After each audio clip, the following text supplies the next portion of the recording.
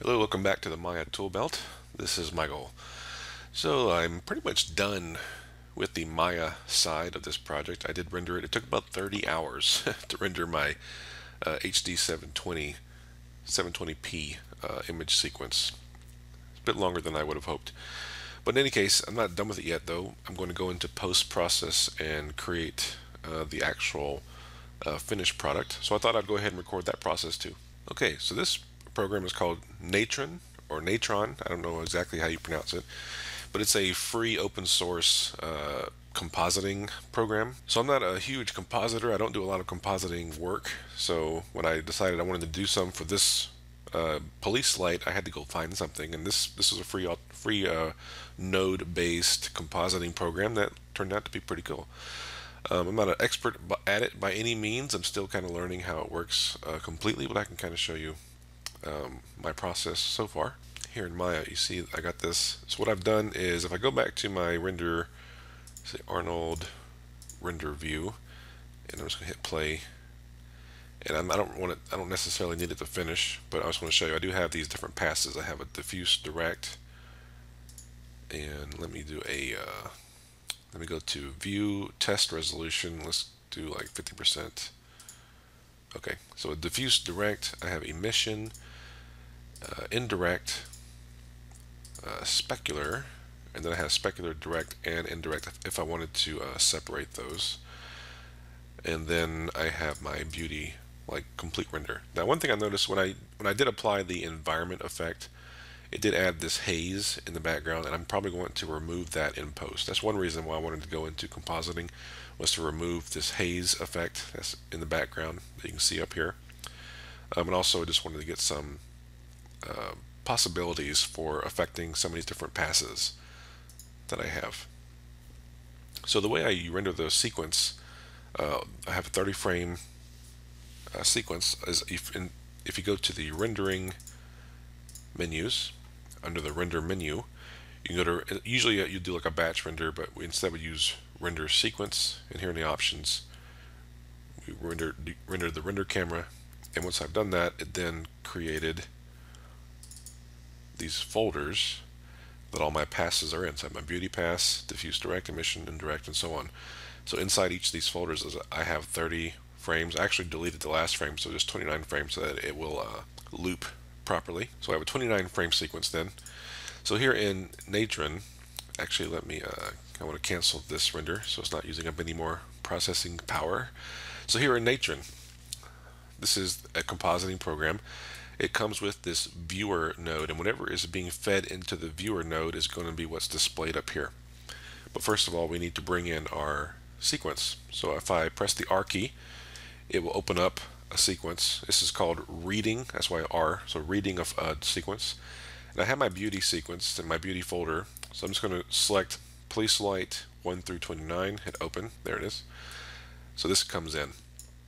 However, it's not by default attached to the viewer, so I need to drag this up to connect it, and now I can see my render up here. I can also, since this is viewer 1, if I select this and press the 1 key, it'll attach it to the viewer like that. So over here on the right are the properties of whatever I've been adding to my scene. You can see down here my project settings, and this is my read file. So I'm just going to name this read file. You can name it up here. I'll call it beauty. This is my beauty sequence, or a beauty pass. And first frame is frame 1, last frame is frame 29. And for frame rate, I want this to be 30 frames per second. So I'm going to type in 30 here. I checked the custom FPS option, typed in 30 right there. And let's see what else I'm going to do. I think that's all for now. If I hit play, it'll read through the files. You can see it play here. You can see the result of my render.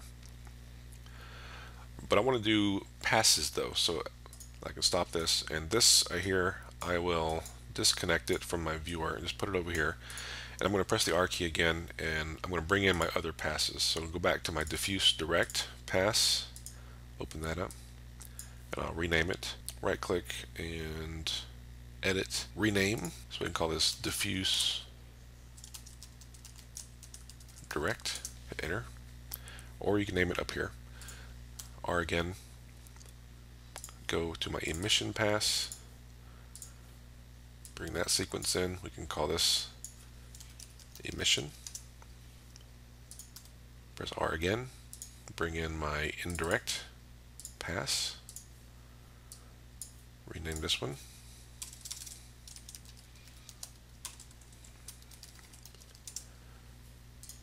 Keep on going for all these different passes I have.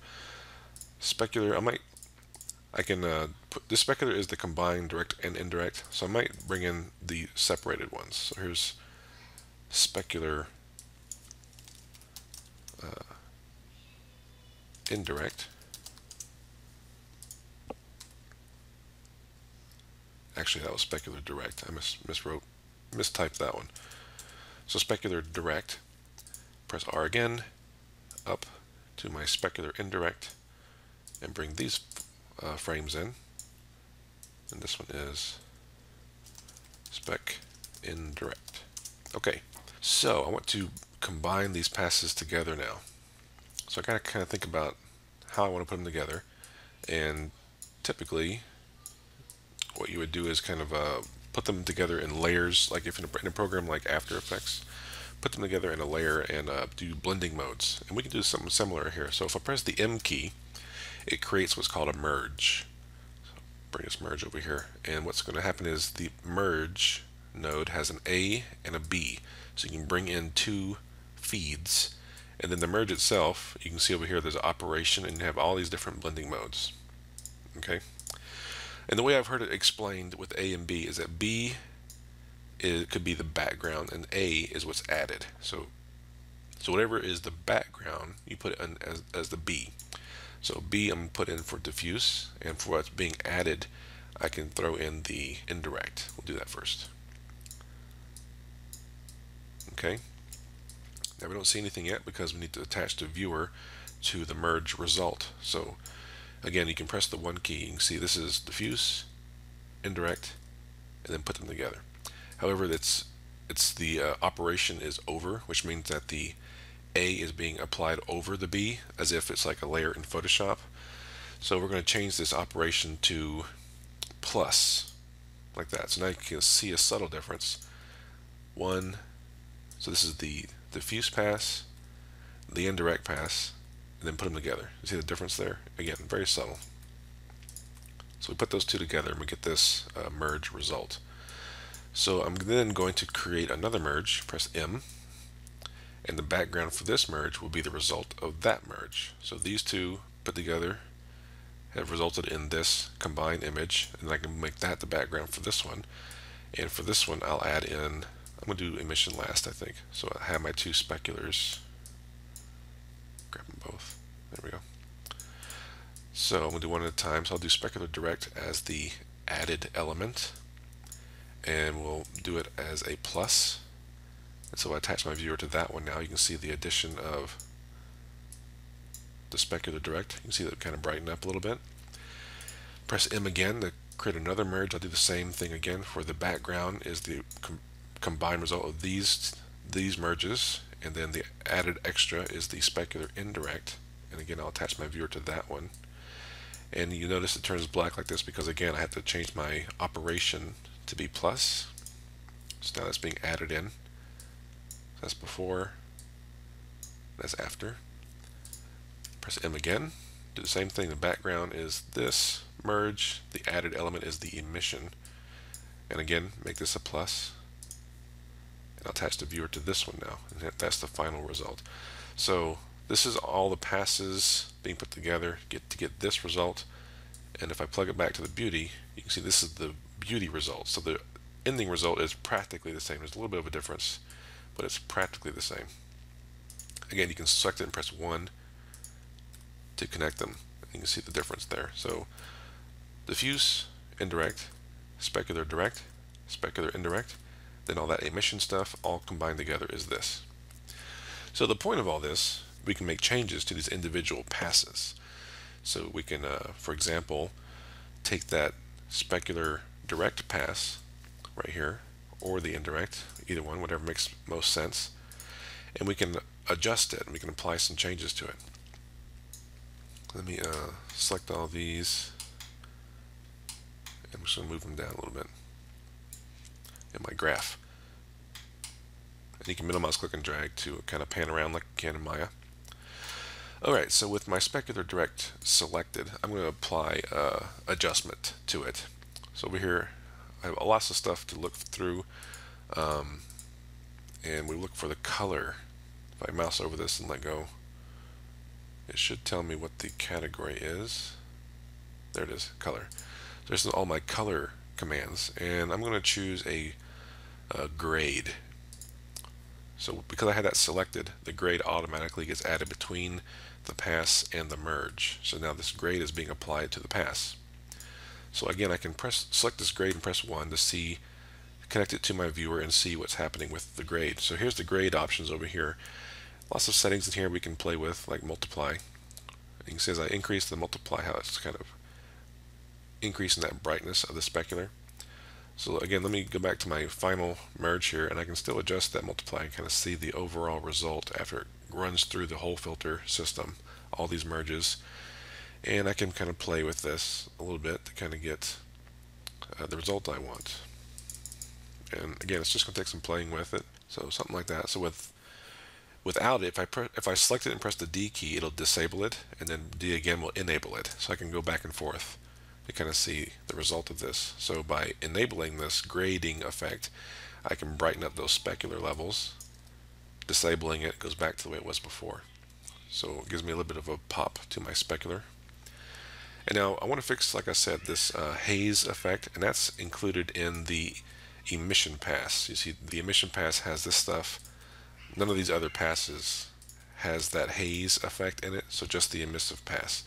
So with this pass, I'm going to apply another effect. So I've already created a kind of a gradient effect in Photoshop. So if I press the R key and I'll browse to it, this ramp targa, hit open.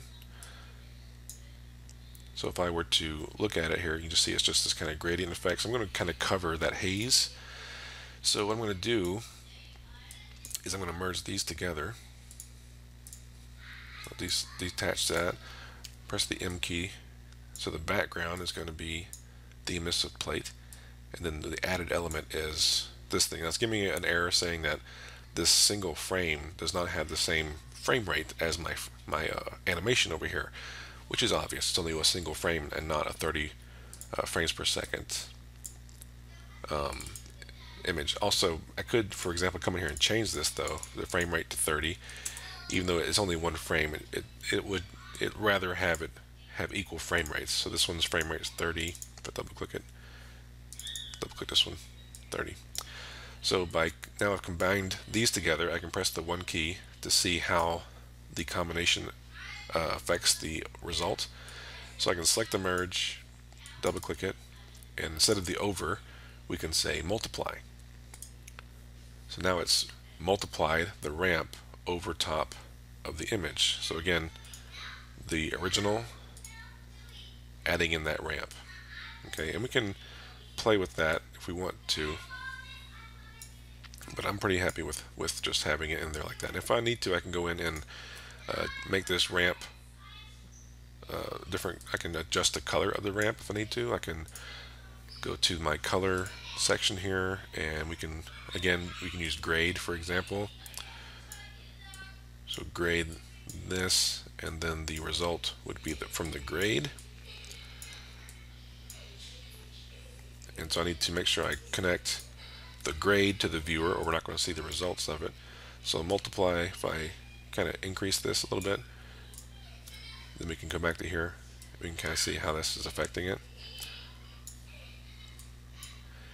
And then for this merge, now the added element is going to come from this merge instead, because we're adding in this ramp to this pass, and then that combination will go into this merge, which can be attached to our viewer. And so now we no longer have that haze effect. So I'm going to rewind this, hit play, and you can see it kind of running through the process until we get to as it kind of processes all the changes we made, and it's going to give us a result after it goes through that whole thing. So give it a second. Okay, so now it's gone through all that, and now this is the result we're getting from the combination. Stop there. So just compare that. I'll select my beauty pass over here and press the 1 key. And so this is just the beauty pass by itself, just straight Maya render. But I can, all these adjustments I've made, you can see this is the result we're getting after adjusting these things here in Natron. So Natron's a pretty cool program. I've only just recently discovered it. Combined result of all these passes, doing some color grades, putting in this ramp black to white gradient to remove that haze that was up here. And yeah, I think it looks pretty decent, especially if you know for what it is, what it's for. So what I think I'm going to do now is I can actually render a video. So I'm going to hit stop, and I need to create what's called a writer, a write node. So these are our reading nodes that read in the information. We have all of our merge nodes and stuff in our viewer node, and now I need a write node.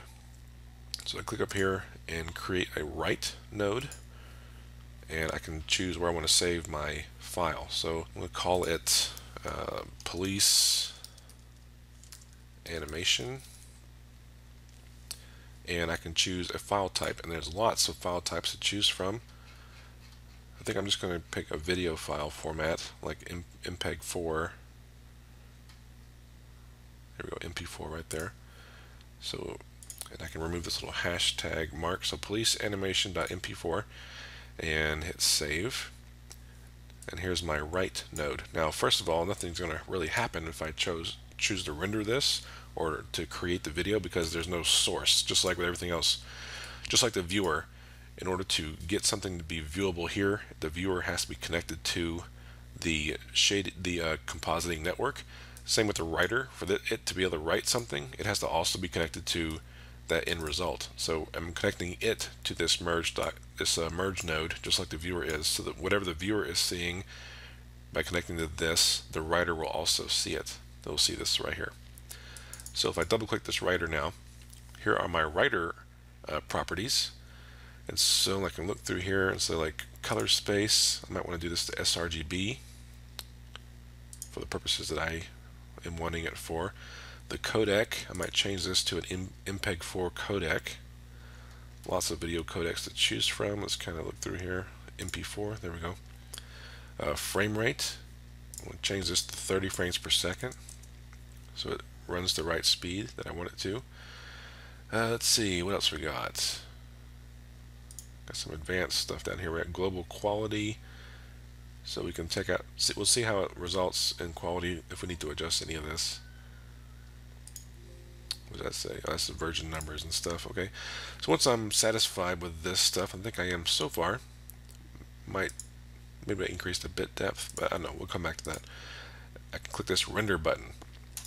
Click that, it's going to go through the whole chain, reading in all the information. There it is, it's now rendering my video. And it's pretty quick. It's at 79% so far. Okay, so that writer apparently crashed. I don't know, it wasn't doing it right for me. But luckily I had done this before. This is my original composition file. I was doing it for the sake of the video in that folder. But you can see a couple things I did differently. I did a grade, but also did a saturation. So I was adjusting the saturation of the diffuse direct pass. So I can double click this writer, and we're going to go ahead and write over that police animation file.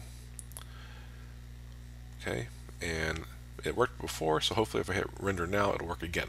Alright, so it took a little bit. I had to restart the program, but it did finish the animation, the MP4 file. And I can tell this to repeat, hit play. So yeah, so this is the final result, the rendered video. So it's a 1-second video, so I can either rely on the tech guys at the play to be able to loop this, or I can create a video file of this image looping. That's like, you know, a 5-minute video or something of just this looping. I'm not sure which one I'm going to do yet. I'll have to ask them what would be easiest for them to use, but it should be pretty easy to do either way. So yeah, I'll call this project done now. I've gone through the post-process effect, creating the kind of a glow effect on here that I like. I was messing with the passes, getting the specular to be a little shinier, and just different things just to kind of touch up the render after the render was complete without having to go back and re-render everything again. So anyway, that was this is the result of the project. Hope you enjoyed the process and learned a little bit about how to do it. So there are some things I would do differently if I had more time. I can't really devote a ton of time to this project just due to the nature of it being volunteer, and I have other stuff to do. Anyway, hope you enjoyed it. If you have any questions, please feel free to comment, and check out Natron. That's a pretty cool program. I'll put a link in the description. And in any case, I will talk to you all later.